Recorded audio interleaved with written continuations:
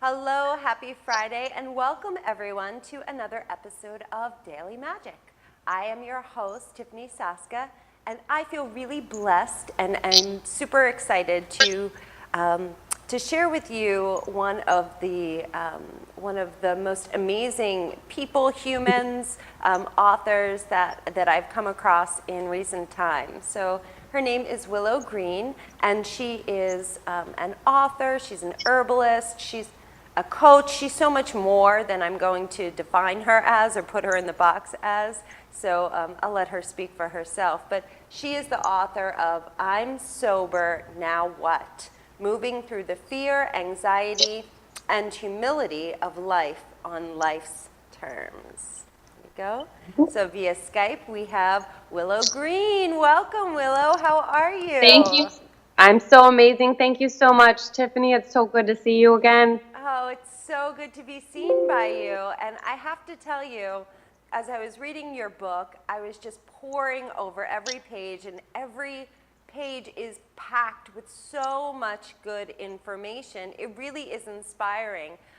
One thing that kept coming to me was, it seems like your intention was so clear on the why you wanted to get all of these tools out into the world and disseminate them and to empower people. But I was also interested in thinking kind of your backstory on what was that true pivotal moment that made you decide to birth this baby into being.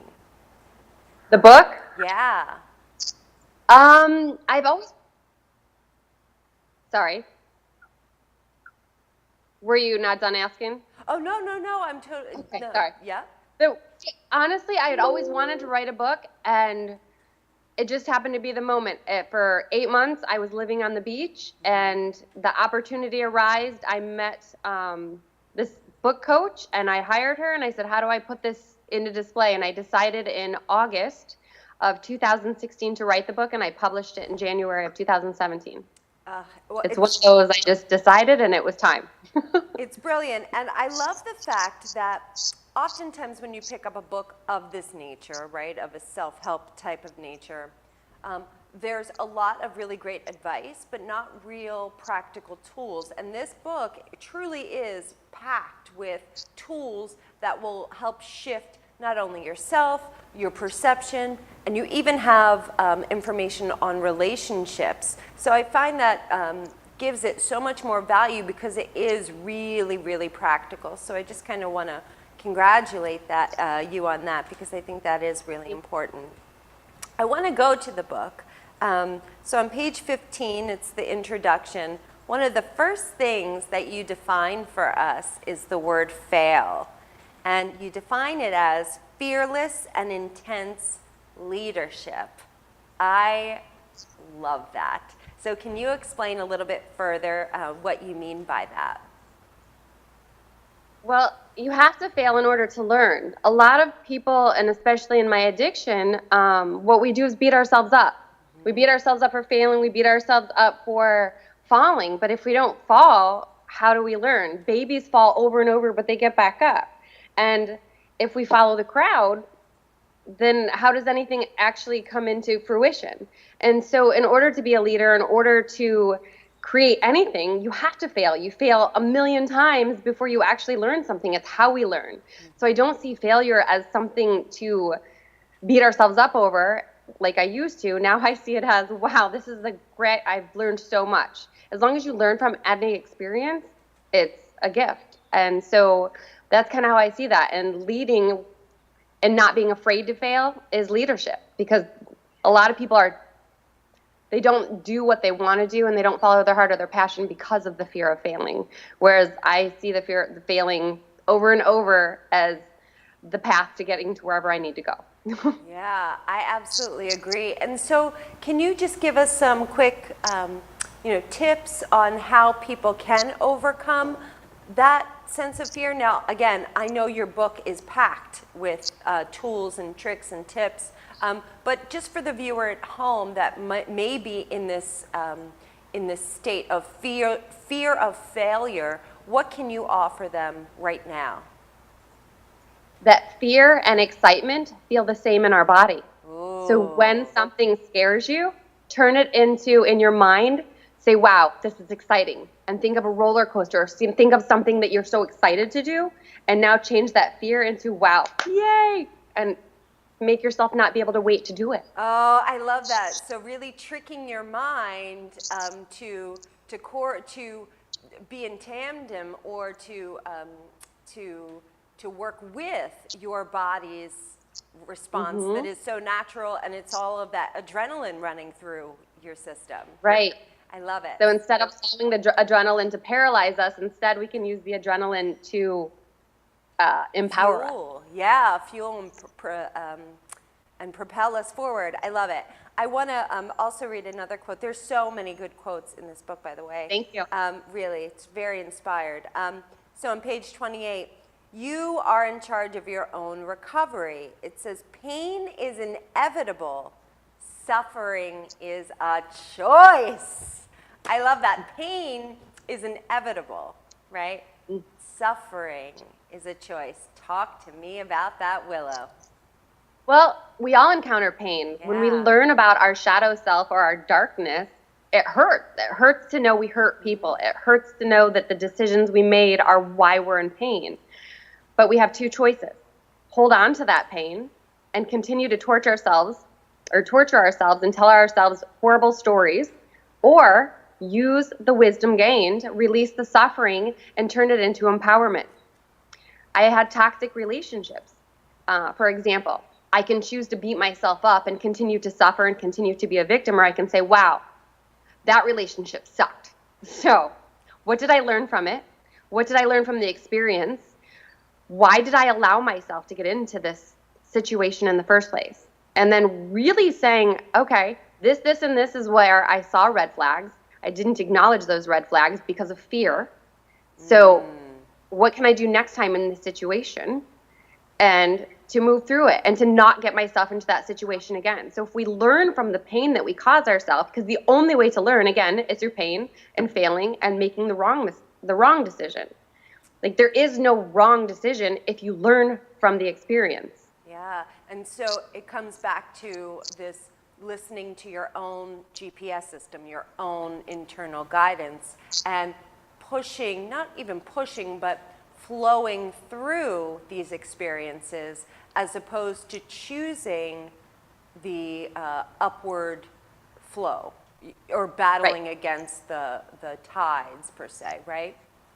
Yeah, it's just a shift in perspective. How do I view this situation? And the suffering is playing the movie over and over in our head like a hamster wheel. Get off the hamster wheel. Yeah, absolutely. I want to talk to you about this couple, and I think it's really beautiful that you give so many case study examples about Jennifer and David. So we're going to pause right here. We'll talk after the break about Jennifer and David's relationship when we return, so stay tuned.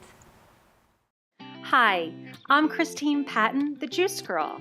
The Champion Juicer has been my juicer of choice for years, whether I'm making a glass of juice or a large batch of juice for my juice bar.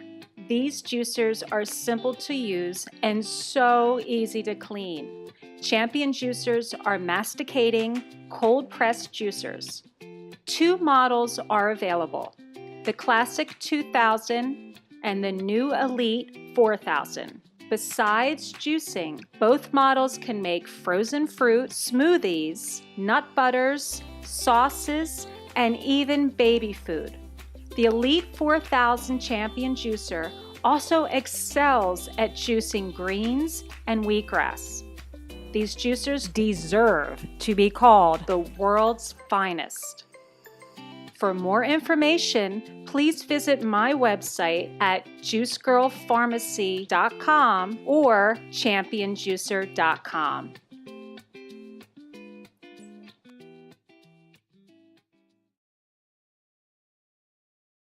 Hi, I'm Christine Patton, the Juice Girl. The Champion Juicer has been my juicer of choice for years, whether I'm making a glass of juice or a large batch of juice for my juice bar. These juicers are simple to use and so easy to clean. Champion juicers are masticating, cold-pressed juicers. Two models are available, the Classic 2000 and the new Elite 4000. Besides juicing, both models can make frozen fruit, smoothies, nut butters, sauces, and even baby food.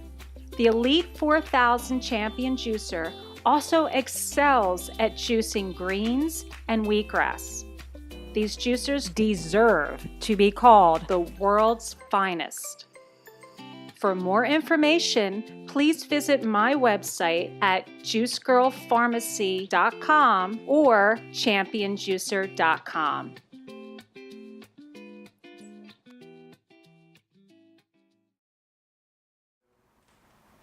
Hello, everyone, and welcome back to Daily Magic. I am your host, Tiffany Soska, and I am here with the author of I'm Sober Now What? Willow Green. Before we took a brief break, we were talking about these wonderful case studies that Willow has in her book, and I was wanting to talk a little bit more about the Jennifer and David case study. So Willow, would you like to talk to our viewers a little bit about that? What part would you like to know? Because it's been a while since I wrote it, and so I would love to hear what exactly about that, because I know that was a kind of intense case study.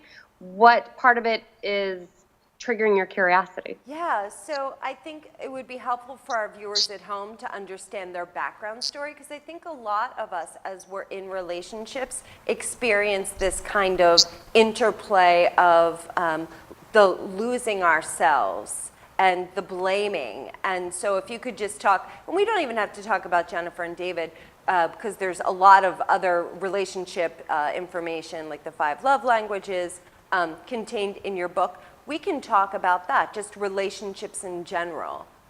Well, relationships in general, and especially David and Jennifer, I believe, we're attracted to our polar opposite or our shadow selves. Yes. And until we actually heal ourselves, we try to save or treat another person the way we want to be treated. And unfortunately, we usually attract our opposites. And so with Jennifer and David, they were triggering each other's opposites. He was a savior. His love language was words of affirmation. Mm-hmm. She was a warrior and really didn't know how to accept help or take responsibility for herself. And her love language was acts of service. And so their ability to communicate was off. And one of his biggest triggers was abandonment. And when she needed time and space, she needed to walk away.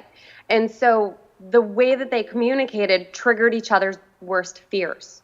He had money, and she needed his help.